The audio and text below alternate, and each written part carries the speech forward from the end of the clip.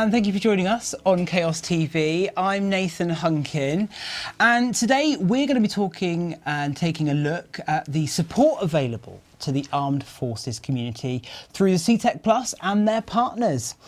If at any time you'd like more information on the services available and the support, you can contact CTEC Plus by getting in touch on 0800 334 5525. That's 0800 334 5525.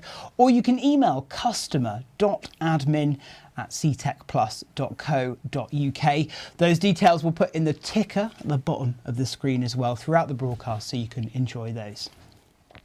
Now, we joined the CTEC Plus team in Plymouth for their Armed Forces Open Day recently. We were joined by some very special guests where we talk more about the Armed Forces Pilot Scheme as well as the Armed Forces Covenant. It was a terrific day where we saw a total of 194 job seekers and participants attend in person, and a massive 45 employers and training providers. And the proof is in the pudding, with 234 applications that were submitted on the day, with over 30 interviews offered. Amazing stuff. Well done to everybody who attended that. We sent our very own Henry Rosewall along to show us what happened and have a good old chat with some of the attendees. Let's take a look. Oh, yes, yes. Oh, hello. I'm here with the lovely Sharon on reception, and we're in Plymouth, here at the CTEC offices today for the City of Forces event. Can't wait to see what we've got coming up. We've got loads of special guests, haven't we, Shar? We have. We have. Told you. Let's see what's happening today. I'm here with Johnny Mercer MP, and we're going to be talking now about the armed forces community here in Plymouth and in work support and employment. Thank you for joining me for a little bit of a chat today. Pleasure. Tell me, why is it so important that employers sign up for the Armed Forces Covenant? Why is it important to show that support? Look, I think in this country we talk about how we, want it to be the best country in the world to be a veteran, right? And there's lots of different parts of that. There's, healthcare, mental healthcare, physical healthcare, health, housing, education, all the rest of it. Number one factor that improves the life chances of any veteran, irrespective of the stage of the journey they're at, whether it's addiction or whatever it may be, is having a job. And it's a real focus for me, and what I'm trying to do at a national level is improve veterans' employment. And companies can really go from sort of talking a good game about veterans to actually, employing them and changing their lives. So it's incredibly important. What are some of those difficulties that can be faced from leaving the forces, leaving the service, active service, going into Civvy Street and getting these non-related jobs? What do you think some of the difficulties are there? The challenge is quite individual depending on a person's background. Often some of these people join quite young, and even basic things, they might be very capable of operating really complex weapon systems, but paying council tax or signing up to a doctor might be a difficult thing, right? Just because it's not easy how to do it, it's not clear how to do it, and those are the sorts of barriers people face. Definitely there's still challenges in demonstrating your transferable skills from being in the military across, and how that might be attractive to a civilian employer. So look, there's plenty of work to do around it, and it's fantastic that companies are leaning in and employing veterans. Like you say, it's absolutely right so that they are, really. So what would you say to an employer, what are these benefits of employing somebody from the armed forces community in that sense? The people who generally join the armed forces are generally going to be fit, motivated, enthused, disciplined, incredible characters, and actually they're the best thing you can ever do for a company is to employ a veteran. In terms of productivity, in terms of what you want your company to be, in terms of how you want your company to be represented. So let's kind of move away from the kind of sympathy thing and feeling sorry for these people, and realising what a huge asset they could be to any employment. So these are real transferable skills here, their life skills, their workplace skills as well, and they're so applicable in other means. Yeah. Thank you so much for having a bit of a chat with myself today. It's really important. It's so important that we show the support for the community as well. So thank you for everything. No problem. Can I have my money now? If I had any. Oh, right, okay. Hello, I'm Henry for Chaos TV, up here in the Plymouth offices for CTEC, and I'm joined this morning with Lord Mayor Sue Dan. Morning. And Deputy Lord Mayor Chris Penworthy. Penberthy. Penberthy. You heard it here. Penberthy. We knew we got there. It's much easier now because now it's Sue and Chris. Yeah. So it's much easier. Thank you both for coming in today. How have you found it out there already this morning? Well, there is a real buzz across the office. I've only had a quick look, but there's loads of providers, so loads of people are going to help support some of the people who are coming here to get help, and there's loads of employers, and it's just got a really good vibe. It's what we like to see, isn't it? Yeah. So, obviously we're here today to support the Armed Forces community and show support for that community. Plymouth is a very Armed Forces friendly city. Why do you think that's so important to show that? We've got a lot of armed forces who are active in the city, because obviously we've got the biggest naval dockyard in Europe, we've got the Citadel, so we've got a mixture of Marines, Navy, and lots of army units all the way around as well. But also, of course, we're a relocation city, because what happens is you come down here, you get based in Plymouth when you are a serving member of the armed forces, you bring your family down, you love Plymouth, and so you settle. So therefore, when people come out of the armed forces, whatever force it might be, they then settle in Plymouth. So it's really important that we look after that community. And like you say, it is a community, like you say, it Yeah. really is like that. What are the benefits of employing somebody that has that Armed Forces background? So if you think about the discipline and the skills that you have when you're in the armed forces, they're transferable. And I think a lot of employers in Plymouth now are recognising that actually they have a very special set of skills, and if it's worked on and they're given help and support and mentoring and training, then they can transfer from being in a military life to coming to civil life and having a real active role within the employment market of Plymouth. And like you say, they are transferable skills, aren't they? And they're not just Oh, workplace yes. skills a lot of the time. These are life skills that have been, worked upon a lot of the time. Yeah, they are life skills, and I think it's just transferring what the environment in which you're using those skills. Because obviously, if you're in armed forces, it depends whether you're active on the front line, or you might be in a support service, like you might be delivering hotel services or medical services. There's lots of ways that you can use all those skills to support Plymouth and Plymouth's economy. And we're a growing economy, and we need more skilled people to go out there and take up the jobs that are on offer. So I think going on from that, what's really important is letting employers know the benefits as well. This is it, how they can become confident in employing those from the Armed Forces community. Chris, I know you work closely with the Armed Forces Covenant. Could you tell us a bit about that? Yeah, the Armed Forces Covenant is about 11 years old now, and it's an opportunity for, initially it was local government, but now it's for businesses as well, to sign up to commit to working to support the Armed Forces Covenant.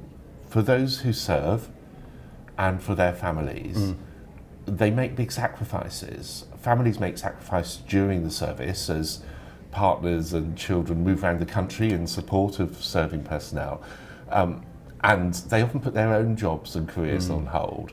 So we need to think about our serving personnel and their families. And then when they leave, the veterans that we have in our country.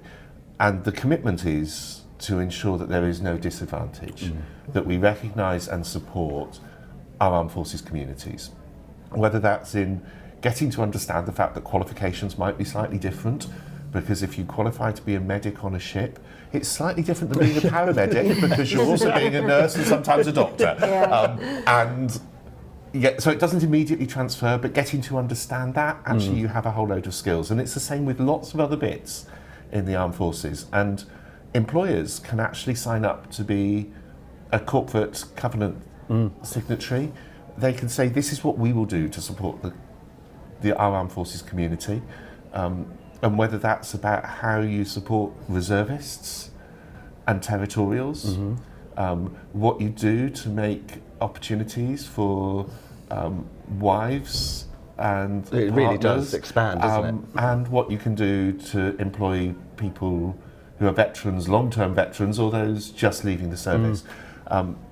So there is a whole range of things, and by signing the covenant, you're recognised, but you can then become part of the club of other businesses that have joined that, and you can work with the council and other organisations that have also signed the covenant and are part of that broader family. So you can learn from each other, and together we can make sure that, from our perspective, Plymouth is a really good place, whether you're serving and worried about your family, or whether you're a veteran, or whether you're a reservist or a territorial, or a cadet. So because they're all part of the armed forces. Yeah. and And I family. think with the covenant, the great benefit of it is it's not only you're providing that support, but you're saying and you're shouting, we are going Yeah. to, we're holding ourselves to account here, and we're signing up to this. Yeah, and I think it doesn't mean that there's necessarily lots of extra privilege, but it does mean that people's eyes are opened, Yes. and it's there in the checklist with all the other checklists, and you can begin to do things. And I think it's sometimes difficult to communicate because with lots and lots of different people signing up to it and making different commitments, it can be a bit confusing. But look out for that Armed Forces Covenant logo on things, and for employers, you actually get the chance to say, we're going to do better. And the City Council is a Silver Award winner. We're working to get Gold Award, which means we need to be doing more to support our reservists, and we need to be doing more to support other businesses in the city who wish to be Covenant holders, which is one of the reasons I'm really passionate about telling businesses to Absolutely, get yeah. involved, talk to us as well. But we've already achieved silver. There are businesses like Wolferston's in the city who are long-term gold holders, and others who are just starting out at the base level of bronze. And it's great to have something to work towards Yeah. in that sense, isn't it? And there is a sense that you don't have to be totally perfect as a business to start on a journey. And actually, when you start on the journey, you'll learn a lot from the Armed Yeah. Forces community that you're working with, because they are a fantastic community. I was going to say, so that's where CTEC can be a really good facilitator of that relationship, because, you know, you work with employers, you work with members of the armed forces who are no longer serving and their families.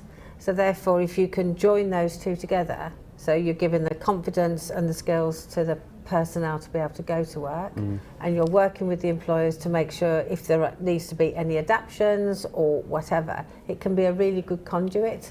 So actually you could improve the rating, if you like, of the employers by the work that you're doing with some Elsewhere. of the serving personnel and joining it together. And that's why days like this are so important, because you've got training providers out there, you've got employers out there, and you've got the veterans who are coming in as well to see how they can use all that to get into the workplace. I think And it it sounds benefits wonderful. Plymouth. This is it. It benefits everybody, I think, Yeah. doesn't it? Thank you both for taking the time to chat with Pleasure. myself today. Lovely to hear more from you. I'm sure you've got very busy days today, but no, thank you for joining me today. Lovely. Thank you. you very much.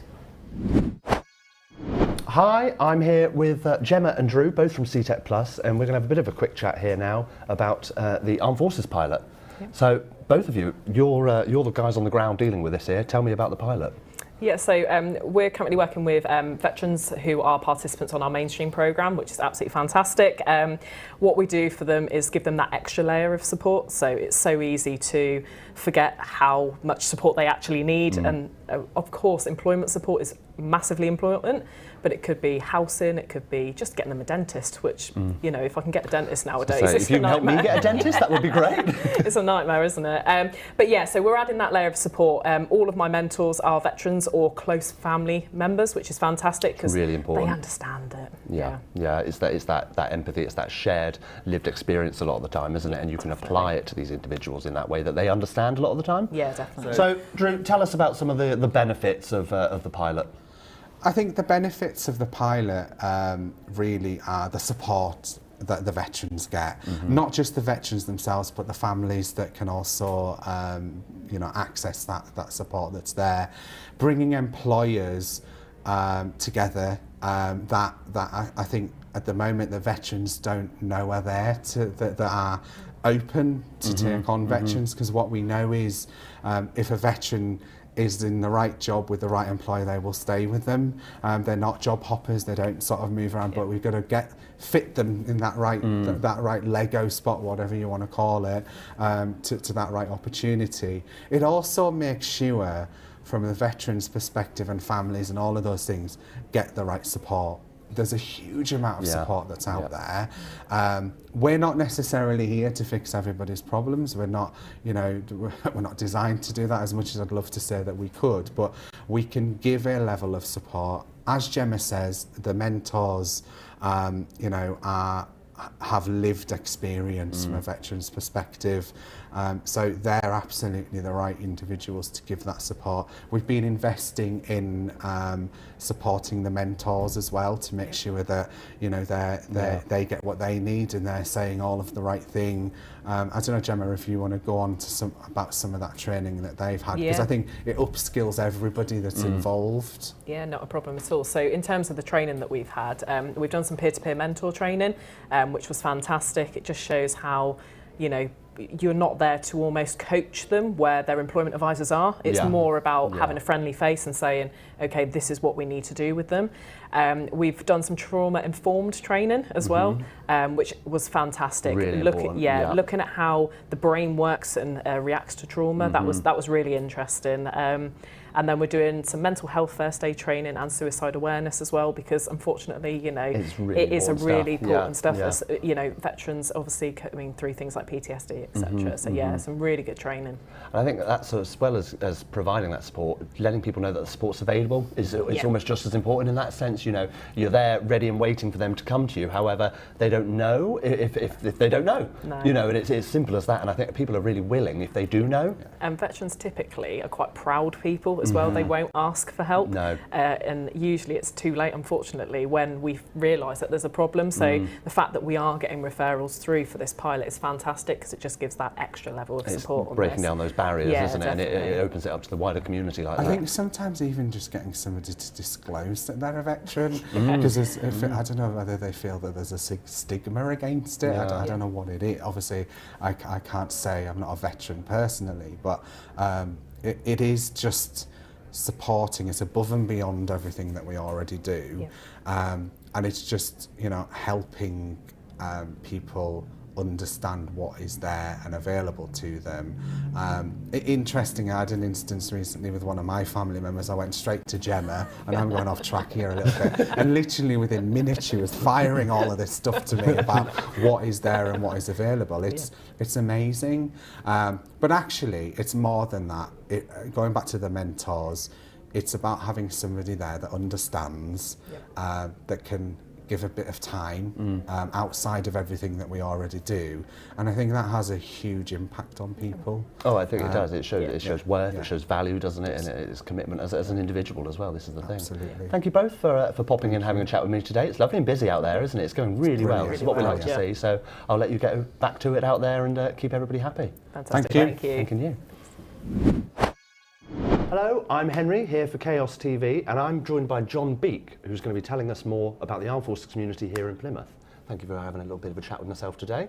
So, tell me more, I'm going to say it now and I'm going to say it once, about the Defence Employer Recognition Scheme. Yeah, so I'll make it easier for you.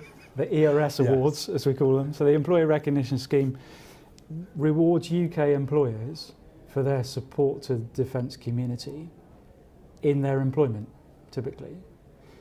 So it's a three-tiered award scheme: cunningly bronze, silver and gold. Bronze recognises a business or an employer organisation's intent to support defence people. The silver awards recognises those businesses who demonstrate support, and then gold is recognising and rewarding those businesses who advocate others to get involved and to support as well. Intent to support is generally measured by the fact that an organisation has signed up to the Armed Forces Covenant, and I know we'll talk about that in a second. The demonstration of support that's required at silver is a business minded to employ ex-service personnel, service spouses, understand what it means to have a reservist on the payroll, or support cadets or cadet force adult volunteers, all those people angles. So have they got processes and policies in place that enable them to recruit from those portions of the armed forces community and then support them in that employment? And I think particularly from CTEC's perspective, when encouraging businesses to employ veterans or ex-service personnel, it's what avenues are you deliberately seeking those people from, but is there an understanding of the transferable skills that they bring with them and the translation of a military CV into employer English and not writing somebody off because you don't understand the military experience that they bring. And then gold is about advocacy. So the kind of work that CTEC's doing at the moment by getting a load of other businesses in the room to say, yeah, we're interested in supporting defence people or employing people from the armed forces community, encouraging other businesses to do that activity. It starts to go into the It gets the ball rolling like that, doesn't it? Yeah, Yeah. exactly. So, is there an eligibility, or can any business sign up for this? Any business, any size, any sector, and when we talk about business, actually it could be a charity, it could be a partnership, it could be a community group. So it really is. So it really is. Anyway. Floors open to everybody like Yeah. that. So tell me more about the Armed Forces Covenant. I find it really interesting and really important as well as it's businesses and then, like you say, other groups can get that message across of support. Yeah, absolutely. The Armed Forces Covenant is the pledge that says this is how we do things, or the fact that we, as an organisation, are armed forces friendly, and this is how we demonstrate it. So there's two core principles of the Armed Forces Covenant. The first is that nobody in the armed forces community should face disadvantage in the provision of public or commercial services. And you would think, well, why would they? But quite often it's inadvertent disadvantage. So it's making sure that there is no disadvantage. And secondly, sometimes, and the covenant words it that they should be assisted, but it's really about, well, they should be advantaged. But that would be in specific circumstances, particularly those who've been wounded, injured, sick or bereaved as a result of their service. So two core principles apply to any organisation signing up to the Armed Forces Covenant. But then there's a bunch of options below that go through those different parts of the Armed Forces community. So it's would you employ ex-service people? Would you employ service spouses? Would you employ and support a reservist or reservists on the payroll? Would you support cadets and cadet force adult volunteers? Equally, there's some additional options within the covenant that say, have you got a product or service that you want to advertise to the defence community through something called the Defence Discount Service? It doesn't have to be through Defence Discount Service, but it could just be something you do locally. But there is an MOD recognised armed forces buying club, if you like, that's Defence Discount, and the 100 or so thousand members of the defence community that are part of the Defence Discount Service will quite often check before they buy something, well, who recognises and supports the armed forces, and who's going to give me a little bit of a discount or a good deal. So if a business has a product or service that they wish to advertise free of charge, they can get involved in that. Or of course, the last time I was here and I spoke, it was around Armed Forces Day. Would a business wish to get involved in Armed Forces Day and just show its support in whatever way it can?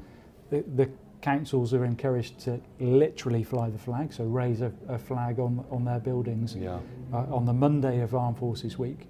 But there's social media activity all the way through Armed Forces Week, and particularly Armed Forces Day. So if a business can do nothing else, just get involved in the conversation on social media and use the right hashtags, hashtag salute our forces or hashtag for our forces, just to get involved in that conversation and show that you're a supportive business. So if you were talking to an employer now and you're telling them the benefits of employing somebody from the Armed Forces community, what would you say to them there and then? Transferable skills is the really short message. I think, like lots of little pockets of the community in general, there are skill sets, qualities, traits, experiences that the armed forces community will bring with them that other parts of the community may not, and might not be easily accessible. So the whole point in getting involved in the Armed Forces Covenant and supporting defence people and getting involved in this is just about us being able to open the door and introduce you to the right bodies, groups, organisations that can facilitate some of this, some of these introductions, and to enable you to access talent pools. That's what it's about. It's those connections, and again, it's that shared experience and that shared knowledge as well, isn't it? As part of the covenant, you've got that wealth of access of that knowledge behind them, everybody there. Absolutely. Thank you very much for chatting with myself today, John. It's been Pleasure. great to speak to you. Thank you. Thanks for joining me. I'm here with Anna Peachy from Plymouth City Council from the Inclusive Economy team. Inclusive Economy team. You heard that here first. And today we're going to be talking about inclusivity and employment and such like that. Thank you for joining me today for a little chat. Thanks for inviting me, Henry. So firstly, I want to hear about the Inclusive Charter and that side of things. Where does that come into it all with employability? So about 2016, Plymouth City Council started wanting to explore how we can give employers a framework for understanding what they can best do to support inclusivity in Plymouth. So obviously in Plymouth we have quite a lot of deprivation. We have a particular kind of arc of deprivation, as we call it in Plymouth, where indices of multiple deprivation are very high, so that affects things like unemployment, number of hours work, health, childhood, education, achievement, all of those kinds of things. And so we were very aware that we need to make sure that the economy, that employers are giving people the best chance to participate in the workforce and also to be able to aspire and benefit from the economy. So making sure that all those kind of economic benefits that lots of places take for granted about having thriving high streets, having sporting facilities and cultural facilities are all accessible and accessed by people from right across the city. And it does benefit everybody in that sense. That growth, that inclusive growth is for everybody, isn't it, really? That's the intention. But as I'm sure your colleagues in CTEC know, that in practice it doesn't always work that way. So what the council wanted to do, working with our Plymouth Growth Board partners who have an inclusive growth group as part of it, they wanted to really explore how that works in practice and how we can be much more proactive in making it happen. So we developed the charter and we were ready to launch in March 2020. Yes. And we finally launched in March 2021. And it's called the Plymouth Charter, website plymouthcharter.com. And it provides 5 themes around things like the way that businesses spend money locally, and ensuring that, if they're contracting with somebody, that they're looking at whether that business is also kind of ethical and inclusive in the way that they work. How they upskill their staff. Employment, which is things like recruitment and how they kind of welcome people into the workplace. Do they offer placements to people, especially those groups that we're well aware in Plymouth really benefit from those kinds of placements, like veterans, people with lived experience of the care system, those kinds of things. So all of those kinds of activities were already going on in businesses in Plymouth, but by having a network and naming them and saying this is what good looks like, this is where you can get information, here's some toolkits if you're not quite sure, developing the conversations between businesses about what works for them, where they started, how they're developing. So we've spent last 18 months or so developing that network and looking at the kind of topics that employers really want to talk about and the things that they're struggling with. We've been very lucky to have some of the last of the European funding to do that with, which finishes in March. So we now have a network of 280 something businesses involved, growing rapidly. So, we're hoping that the next phase then is a really proactive network of businesses. We've got about 60 or 80 who were involved in a lot of things, about 200 who were involved regularly. and another 80 or so that we need to do a bit more That's right, reaching yes, out yeah. to. So a bit like yourselves, where you've got that network of businesses who you know are very supportive of the absolutely. work that you do, I think and that's it. hence that's why we work with you. It's really important, like you say, to have that information easily accessible as well, because I think that's part of it, is getting that message out there. Yeah. And when people know the information's there, they will come. You know, Yeah. you've just got to tell them. What are the benefits of inclusive employability and recruitment? What are the benefits of that? Obviously, there are endless benefits, but what stand out to you? Well, the big benefit is that people with all sorts of different talents don't come packaged as a stereotype. Yeah, yeah.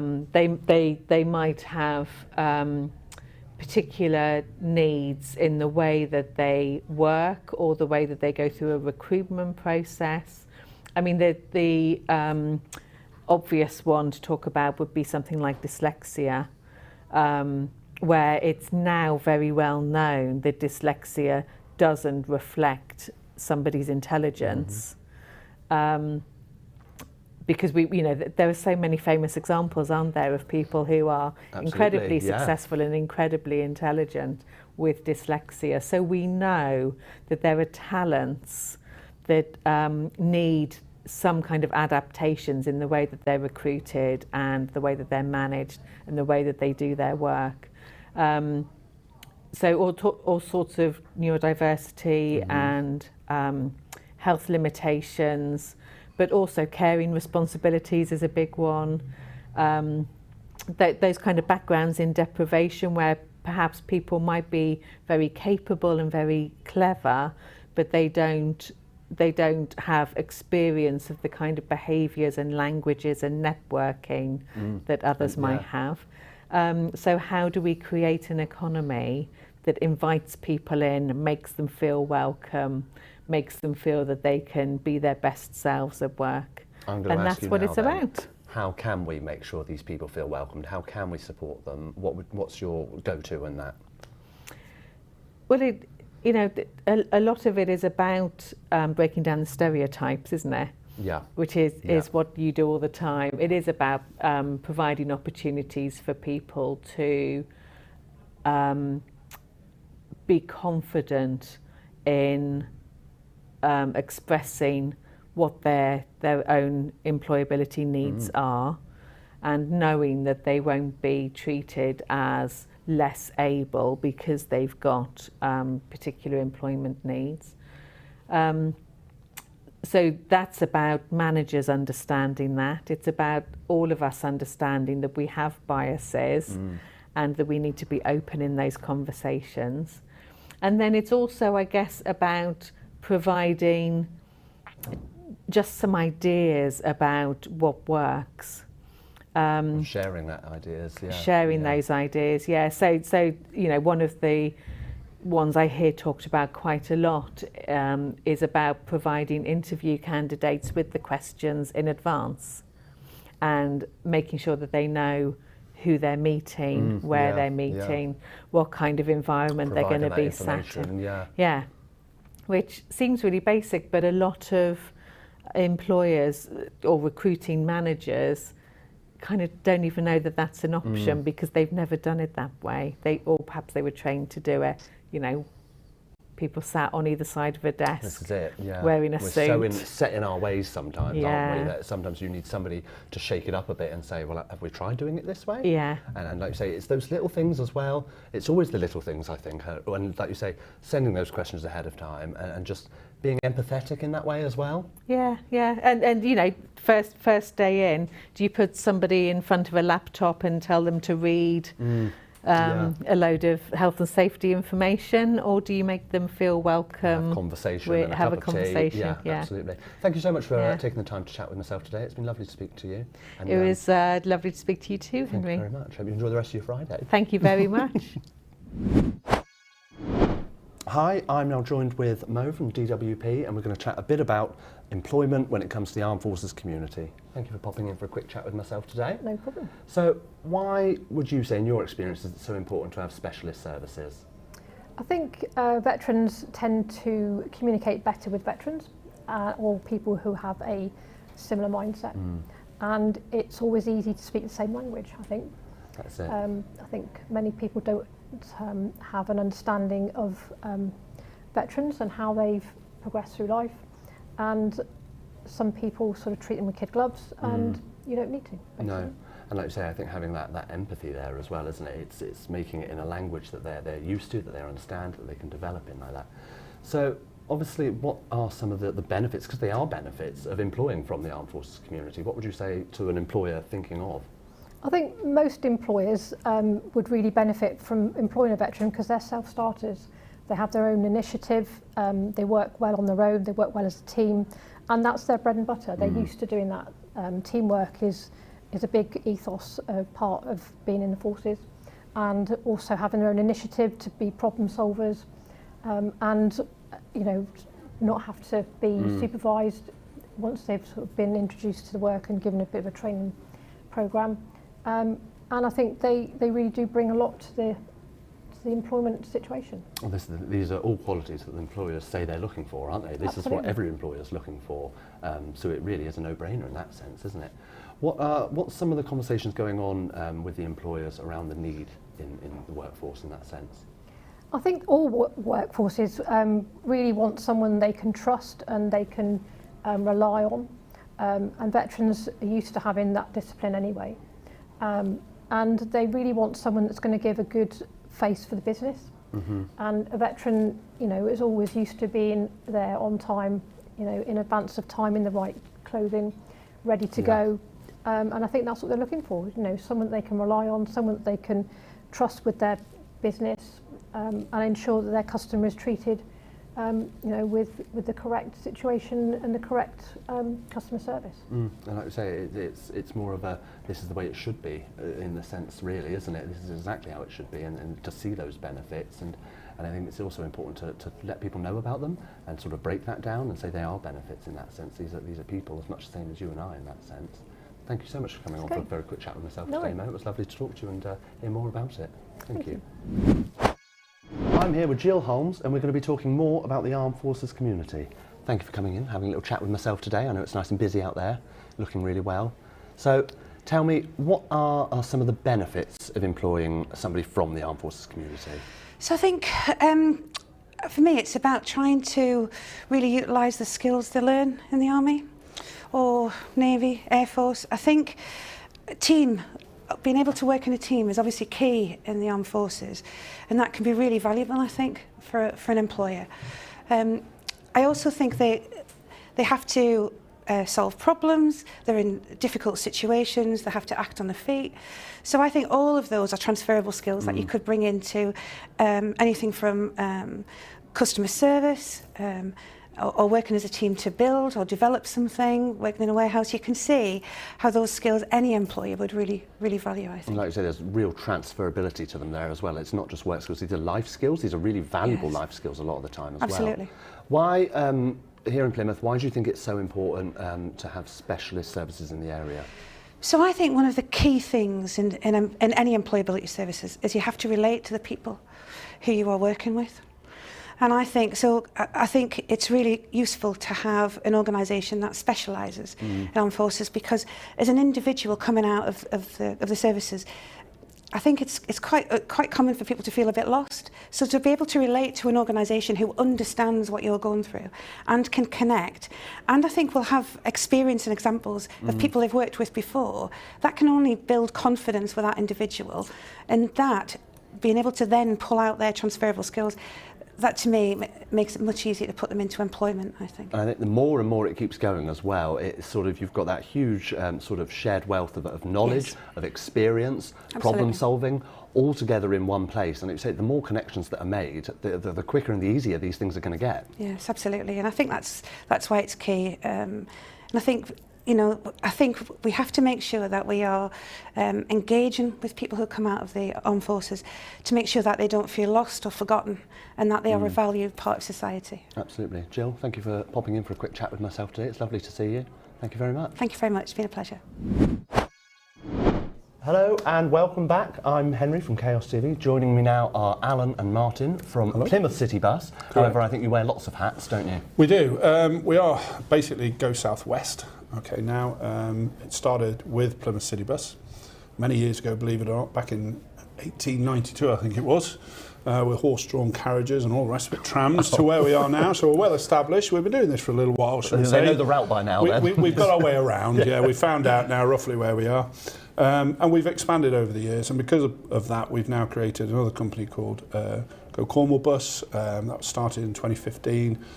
Last year or two, we've got all the contracts now, domestic service contracts for Cornwall, under the Go Cornwall Bus umbrella, and also the Transport for Cornwall umbrella. Now, Transport for Cornwall is basically like a management layer, shall we say, above that, where we work with Cornwall County Council to deliver bus transportation, obviously, to the county. We're also expanding a little bit further with some new operations towards the east. We're starting up another company called Go Devon Bus, and we're looking around the Exeter area for that, and Winkley. So the company's slowly but surely getting bigger and bigger. So Go South West is us, Plymouth City Bus at the heart, but also you've got, as I say, Go Cornwall Bus. That's great to hear, Bus. and even better to hear in the sense that you guys are members of the Armed Forces Covenant, aren't you? So tell us about that. We are, definitely members of the Armed Forces Covenant. We were just talking about this, myself and Martin here, when we were setting up, that we've been Armed Forces Covenant champions probably now for about a good, my recollection, probably about 7 years. Yeah, 7 years, you reckon? Thereabouts, where we've been trying to encourage people from the Armed Forces community to come and join us and to consider, obviously, the transportation industry as a good career, which it is. That's why myself and Martin have gone through the process ourselves. Myself, I'm an ex-chief gunner in the Royal Navy. I did 25 years, Martin. I did 13 years as a transport, logistical transport within the Armed Forces and within the Army. 7 years as a driver, Class 1, and then I changed to a port operator, which anything transport by vessels, obviously that's where we meet these guys quite often. So the transition from coming from that sort of background, working as a team, coming into this industry, again, primarily you work by yourself when you're on the bus, but you do work as a massive team to make sure that all the cogs are working. You know, we've got engineering staff working with us. We've also got controllers who monitor what we do, and when we're out on the road and any problems that arise, they're the ones to support us. So working as a team, the transition from the Army, from myself, from the Army into this industry was very easy. So you're both the perfect ones to speak to, because one of my questions was, and do you employ anybody with an Armed Forces background? We do. So there we go. We do, and Armed Forces personnel are fantastic people. You know, they've been out there, they've got so many qualities that an employer would look for. You know, they're smart, they're well presented, they're self-disciplined, you know, they're punctual, they're reliable, they're trustworthy, and all these skills that naturally exude from them, you know, they take for granted. And they look more and more towards the specific qualifications that they have, say engineer or something like that, to transfer themselves into the civilian workforce. But actually they've got more skills than, you know, you could possibly ever imagine, and also the experience that goes with it. I think coming through the process myself and Martin, I think one of the biggest steps is actually converting from that lifestyle. Particularly if you've been in the Armed Forces for such a long time, you know, you get settled into a good routine, a good structure, okay, and then when you come outside, it's like stepping outside the family is the best way to describe it. And a lot of Armed Forces personnel are looking for something similar to go into, but they love Armed Forces personnel, love the responsibility, they love the challenges that are set upon them, you know, the great problem solving, things like that.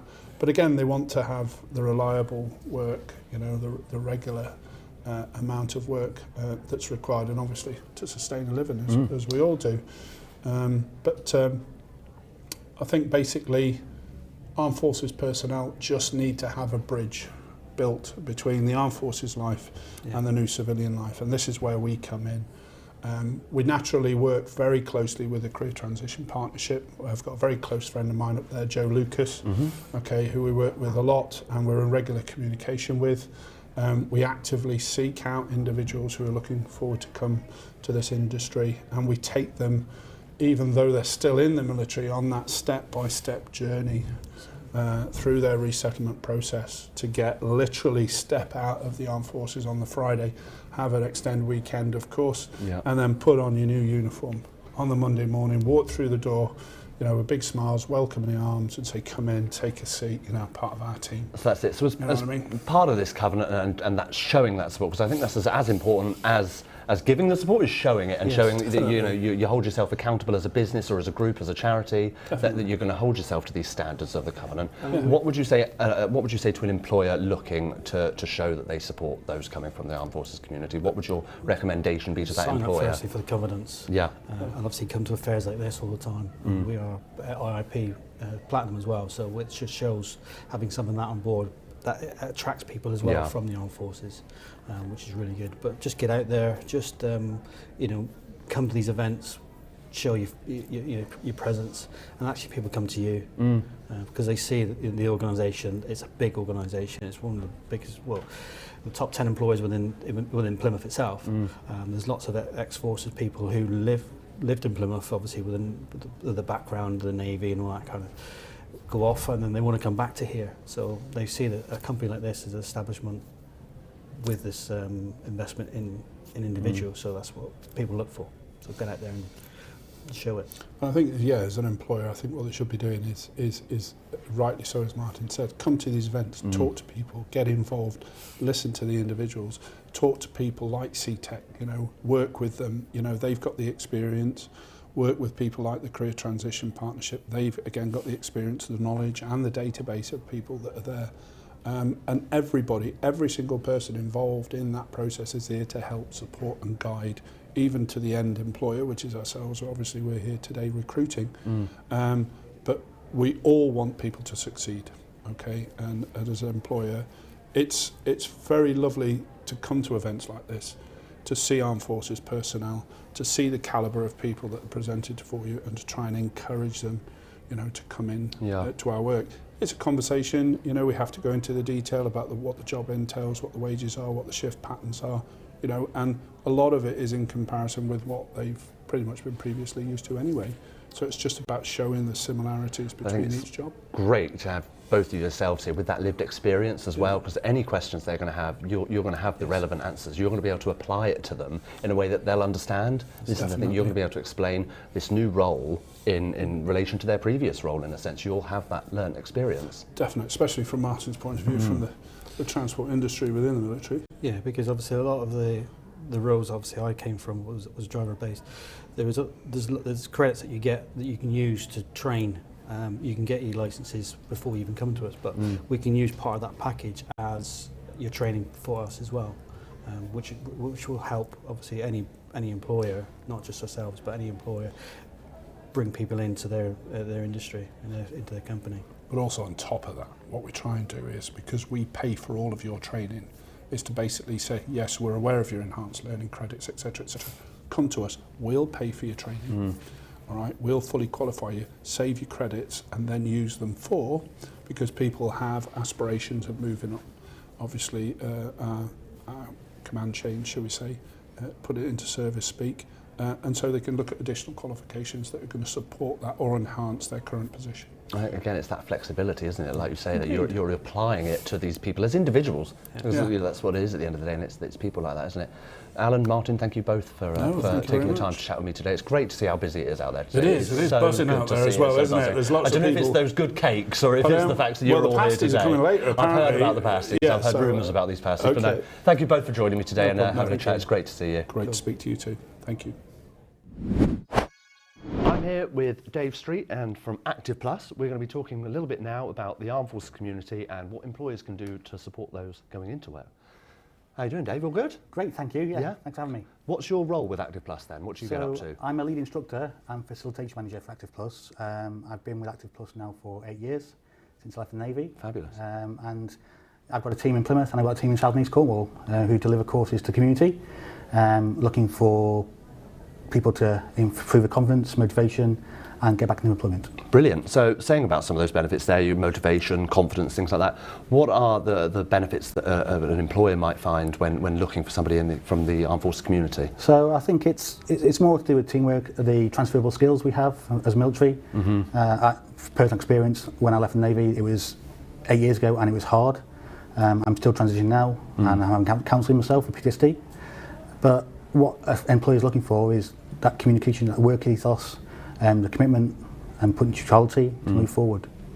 What would you say, as somebody with lived experience in the subject, what would you say are some of the things that can be done to support those coming out of service and into Civvy Street and into these jobs? Yeah, there is the Career Transition Partnership, but at the same time though, veterans need the help, the understanding what's out there. Yeah. You've got the Veterans Gateway as well, but some people, it's irrelevant, it's afraid, it's a scary moment. And part of our courses, half of the course is we deliver stuff and say to people, don't be afraid to ask for help. It might be the smallest thing by reaching out and saying, look, this is what can happen, this is where you need to go, signposting, for example. And yeah, it's there to help.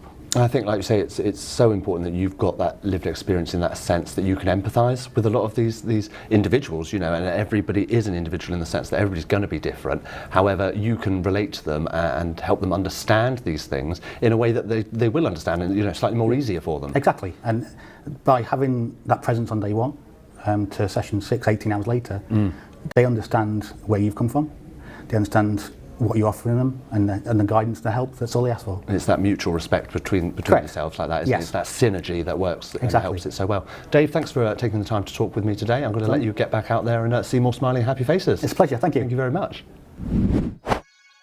We've had a great day here in Plymouth today for the City of Forces event. We've learned so much, spoken to so many incredible guests, heard some real inspiring stories as well about some of the work being done here and the support given to everybody. So thanks again for joining us today if you've been watching from home, and we'll see you again next time. Right, come on, you. You've had enough freebies today. Want? Let's get you out. Come on. What about, out you get. Well, I didn't get me free pasty. What about my pasty? He does love a free pasty. Thank you to Henry there, really interesting stuff, and a big thank you to all the CTEC Plus team and all the amazing partners that joined us for the day. If you'd like more information on the Armed Forces pilot scheme, you can contact Gemma Medlicott on 079 55441330. That's 079 55441330. And don't forget, if you ever need any contact details, you can contact us here at Chaos TV on the usual channels as well. Now, time for the 12 prizes of Christmas. What's that, I hear you say? Well, at the event last week, we collected your feedback and anyone who completed a form was entered into our 12 prizes of Christmas draw. So don't forget to get involved next time and you could be a winner. Your feedback is so valuable to us. It's really important, and you know, everyone loves a freebie as well. So yes, please do make sure you do that if you come along to our next events. And I'm very excited now to announce the top 3 winners of the raffle. Are you ready? In third place, Saeed M from Restart. Congratulations to you. In second place, Adrian C from Work Health Programme. Congratulations to you as well. And in first place goes to Danielle C from the Restart programme. Congratulations to you. There's also 9 runners-up of our Christmas goodie bags. They were on offer and up for grabs as well. Your employment advisor will be in touch with all of you on how you can get your hands on those prizes. So well done to you. Now, that's it from us today here at Chaos TV in partnership with CTEC Plus. If you've missed any of today's show, be sure to head over to the CTEC Plus YouTube channel. There's plenty more for you to enjoy on there, and make sure you like and subscribe as well so you never miss anything. That's it from us. Until next time, keep it chaos.